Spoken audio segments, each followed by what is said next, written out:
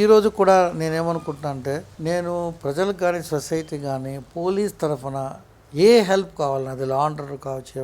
ఇనిగా communication మీద చూసారా, నేను 10 ఇయర్స్గా టీచింగ్లో నా యొక్క ఇంపార్ట్ చేశాను సొసైటీకి.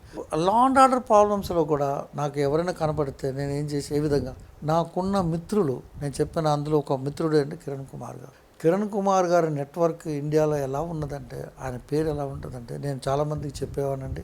నేను ఆల్రెడీ ఒక కేసు కూడా చెప్పాను. ఇది కోవిడ్ టైంలో ఒక ఆఫీసర్ కొడుకు ఎలా హెల్ప్ చేయగలిగానంటే, ఒక పోలీస్ కమిషనర్ గారు నా రిక్వెస్ట్తో పాస్ సార్ ఇవ్వడం జరిగింది. అక్కడ ఐజీ ప్రభాకర్ గారు దగ్గరుండి చెక్ పోస్ట్ చెప్పడం అంత ఇలాగా నేను రిటైర్ అయిన తర్వాత నేను వందలని చెప్పలేనండి, more than 50 to 60 public severe కేసెస్లో నేను వాళ్ళకి హెల్ప్ చేయడం మాత్రం జరిగింది. హెల్ప్ చేసే ముందు నేను ఒకే మాట అనేవాడు, మన దగ్గర న్యాయం ఉంటే నేను తప్పకుండా మీకు హెల్ప్ చేయగలుగుతానని చెప్పి కిరణ్ కుమార్ లాంటి అప్రైట్ ఆఫీసర్ ద్వారా ఎన్నో హెల్ప్స్ మేము చేసామండి. ఫ్యూచర్లో కూడా చేద్దాం అనుకుంటున్నాను.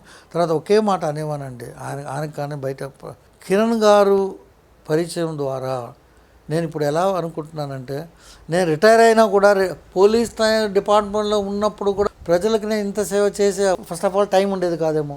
రెండోది నేను చేస్తాను నాకే తెలియదు.